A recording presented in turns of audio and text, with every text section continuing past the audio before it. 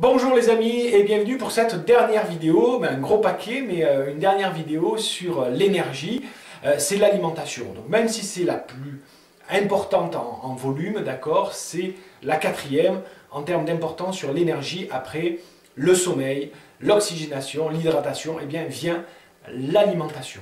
Alors, actuellement, c'est la mode de à mort les régimes. On s'est rendu compte que faire des régimes, eh bien, c'était déstabilisant pour l'organisme, puisque l'être humain, en fait, est fait pour résister aux périodes de diète. Et quand vous faites un régime, vous le mettez en diète. Donc, qu'est-ce que naturellement, par adaptation, le corps va faire? Eh bien, quand vous allez remanger normalement, il va plus stocker de graisse. Vous allez développer des cellules qui stockent la graisse, d'accord? Et donc vous allez prendre beaucoup plus facilement. Le principe ici, c'est d'adopter de nouvelles habitudes alimentaires. Je vais vous en donner certaines qui fonctionnent très très bien et on va voir ensemble comment vous pouvez transformer justement ces nouvelles habitudes alimentaires en un style de vie qui vous convient parfaitement, qui va vous apporter plus d'énergie, pour être plus créatif, pour être mieux aussi dans vos relations. Quand on a plus d'énergie, on prend mieux les choses, on va plus loin, on a plus de détermination, etc. etc. D'accord? Bon, donc la base de mes conseils en alimentation, moi je m'appuie depuis presque une quinzaine d'années, d'accord, sur les conseils du docteur Adamo, qui a conçu des régimes alimentaires adaptés en fonction du groupe sanguin.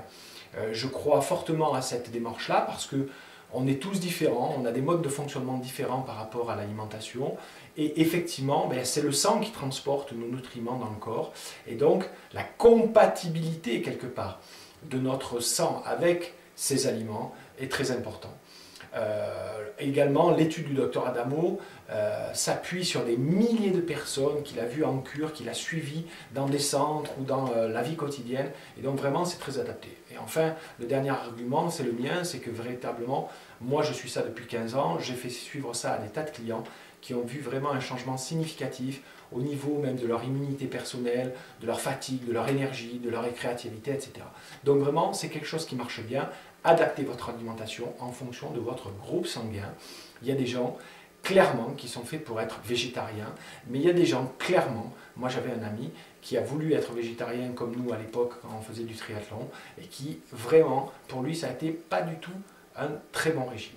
Donc, lisez un petit peu l'article qui est ci-dessous, lisez ensuite le tableau des produits, des aliments qui sont adaptés à vous. Donc les produits bénéfiques, c'est des produits qui vont agir un peu comme des alicaments pour vous. Ils vont vraiment vous apporter un plus si vous en mangez régulièrement. Les produits neutres, c'est des produits qui servent à vous alimenter mais qui n'ont pas d'effet particulier. Les produits toxiques, c'est des produits toxiques, pas si vous en mangez une fois de temps en temps. Ne devenez surtout pas phobique de ces produits-là, d'accord? Les produits toxiques sont des produits qui, si vous en mangez régulièrement, peuvent devenir toxiques pour vous. Ça, c'est un autre point clé qui est très important dans l'alimentation, c'est de ne pas se stresser à cause de l'alimentation. C'est vraiment un point qui va basculer les effets positifs de l'alimentation. Donc, pas de stress, faites évoluer les choses progressivement, on verra ça tout à l'heure dans les différents points. Alors, ceci étant posé, moi j'applique aussi quelques principes fondamentaux sur mon alimentation. Donc les premiers, je vous les redis rapidement parce qu'on les a déjà vus dans les vidéos précédentes, c'est l'hydratation, d'accord? Donc pensez à vous hydrater, notre corps est fait à 80% d'eau, c'est très important, et aussi de vous hydrater en mangeant des aliments riches en eau, la salade, les fruits et les légumes. Le deuxième point qui est très important, c'est de manger les fruits en début de repas. Les fruits sont des aliments extrêmement riches en vitamines, en minéraux, en fibres, etc., etc. Mais ce qu'il faut savoir, c'est que les fruits sont faits pour être digérés directement dans les intestins. Ils traversent tous les organes du tube digestif très rapidement pour arriver dans les intestins. Et c'est dans les intestins que les vitamines et les minéraux vont être absorbés directement. Si vous les mangez en dernier, ils restent bloqués par le bol alimentaire de tout ce que vous avez mangé avant. Donc ils sont attaqués par les acides de l'estomac. Et quand ils arrivent dans les intestins, non seulement ils sont dépourvus de leur énergie et de leur effet riche, mais en plus, en restant en haut du bol alimentaire, ils risquent de provoquer chez vous une certaine aigreur. Donc, je vous invite à manger les fruits en début de repas. Vous allez voir un changement significatif. Vous allez bien mieux les digérer. Vous allez avoir moins de lourdeur et d'aigreur d'estomac. Et vous allez avoir beaucoup plus d'énergie et de vitamines qui sont très riches dans les fruits. Avec une bonne alimentation, vous n'avez quasiment pas besoin, sauf dans des cas de maladies pathologiques, excusez-moi. Et dans ces cas-là, je vous conseille d'aller voir votre médecin, bien sûr. Ok, les conseils que je vous donne ne servent pas à guérir un diabète ou des problèmes d'obésité graves, etc. D'accord? Ça va aider, ça va y contribuer, c'est clair. Mais pensez à voir votre médecin si vous faites des changements radicaux. Par contre, grâce à cette alimentation, normalement, vous n'avez pas besoin, même si vous faites du sport qui consomme beaucoup d'énergie, vous n'avez pas besoin de compléments alimentaires. Le deuxième point qui est très important, enfin le troisième après l'hydratation, les fruits en début de repas, c'est les féculents complets. Privilégiez les féculents complets qui ne sont pas raffinés, d'accord? Parce que les féculents ont cette vertu de vous apporter de l'énergie à long terme s'ils sont complets. Si ce sont des compléments, des aliments raffinés, là, des féculents blancs, le pain blanc, les pâtes blanches, etc., le riz blanc, eh bien, ont un effet quasi comme le sucre et n'ont pas cet effet bénéfique des féculents complets qui en plus vous apportent des minéraux essentiels, des vitamines, beaucoup de vitamine B qu'on ne trouve quasiment que dans ces aliments-là, et bien sûr des fibres, d'accord? Donc, quitte à prendre des aliments, des féculents, pâtes, riz, pommes de terre, pain, etc., prenez des aliments complets qui quasiment ne vous feront pas grossir. Sauf dans certains cas de groupe sanguin, d'accord? Mais ça, vous allez le voir. En tout cas, les gens du groupe A, par exemple, eh bien, vous pouvez quasiment manger des féculents complets à volonté. Le point suivant, c'est les protéines. D'accord? On entend beaucoup de choses sur les protéines. Donc voilà quel est, moi, mon avis, mon regard après les études que j'ai fait sur les protéines. C'est que les protéines, on en a besoin, c'est clair. Okay? Mais à l'âge adulte, on n'en a pas besoin de beaucoup. On a besoin de 100 à 200 grammes de protéines par jour. D'accord? Donc regardez, pesez les aliments que vous avez, ou vous regardez simplement les étiquettes, vous vous rendez compte qu'avant de manger, quand vous avez mangé 100 ou 200 grammes de protéines, c'est très vite fait. Un morceau de poisson, un petit bout de viande, quelques bouts de fromage, des œufs, ça va vite, une fois par jour. D'accord? Donc, ce n'est pas la peine d'en manger plusieurs fois par jour. Considérez plutôt les féculents comme un plat, accompagné aussi de légumes. Mais les protéines, on n'en a pas besoin de beaucoup. Vous pouvez en manger, d'accord? Je ne pense pas que les régimes végétariens conviennent à tout le monde. Ceux pour qui ça ne convient pas, mangez des féculents, mangez des protéines, mais plutôt des protéines maigres. Pour savoir, c'est très simple, plutôt des animaux à deux pattes, le poulet, la dinde, ça c'est bon. Tout ce qui est volaille, c'est pas trop gras, vous pouvez en manger. Bien évidemment, favoriser le poisson. Évidemment, si les œufs, c'est très bon. Au-delà de 2, enlevez le jaune, parce que le jaune, par contre, c'est très très gras. D'accord? Voilà des protéines qui sont bonnes pour vous. Si vous êtes du groupe B, vous pouvez manger des laitages. Donc, prenez un peu quelques laitages. Si vous n'êtes pas du groupe B, eh bien, écoutez, essayez d'éviter les laitages, comme on va le voir dans le point juste après.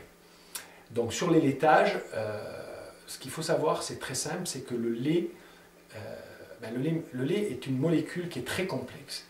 Si vous n'avez pas les enzymes pour le digérer, eh bien forcément, le lait ne va pas bien se digérer et va créer une espèce de mastic dans votre estomac et dans votre intestin qui va faire que vous n'allez pas bien digérer, pas avoir d'énergie. C'est comme si vous trimballez des matières et des matières de déchets que l'organisme n'arrive pas à éliminer. Alors, le lait maternel, on a les protéines d'humain, le lait maternel d'humain, on a les protéines pour le digérer. Le lait maternel de vache, non.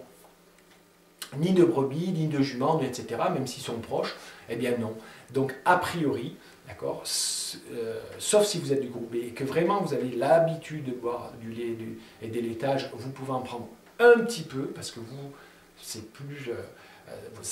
tirez plus de bénéfices du lait, et surtout de ne pas en avoir, ça va vous mettre vraiment très très mal.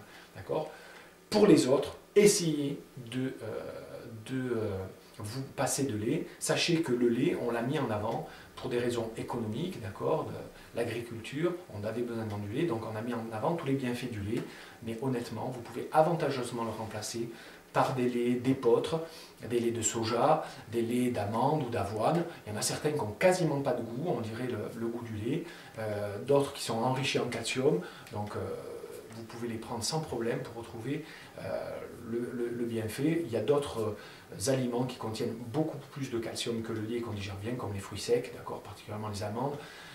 Bien, vous pouvez en prendre sans problème, ça compensera le problème de calcium, d'accord.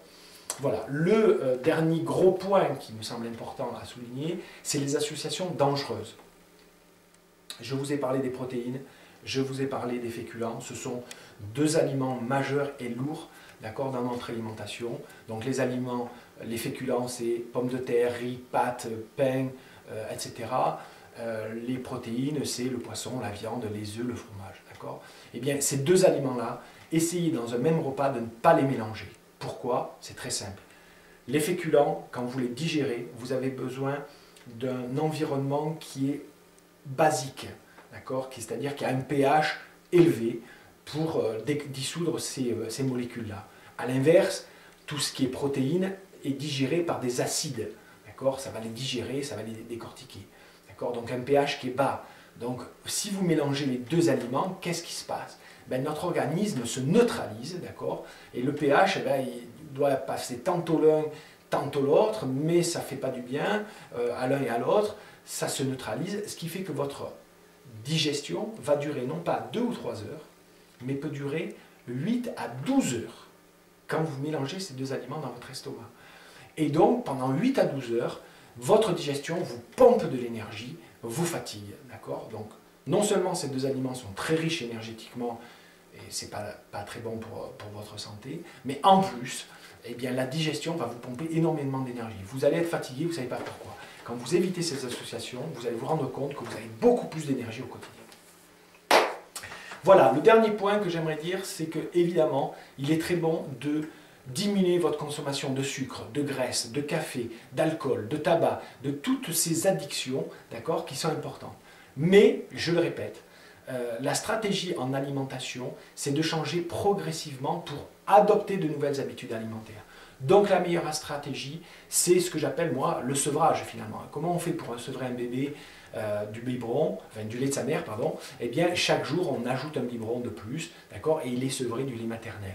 Eh bien c'est la technique qui marche le mieux pour le faire de manière écologique et durable. C'est-à-dire que si vous avez l'habitude de mettre 2 sucres dans votre café, eh bien pendant une semaine, mettez plus qu'un sucre et demi. Et puis la semaine suivante, mettez plus qu'un sucre. Et puis la semaine suivante, plus qu'un demi-sucre. Et puis la semaine suivante, plus qu'un sucre. Vous allez voir que petit à petit, vous allez diminuer. Vous voulez changer vos habitudes alimentaires en fonction de ce que je vous ai dit sur les protéines et féculents. Eh bien pendant une semaine, adoptez une nouvelle habitude et voyez ce que ça améliore.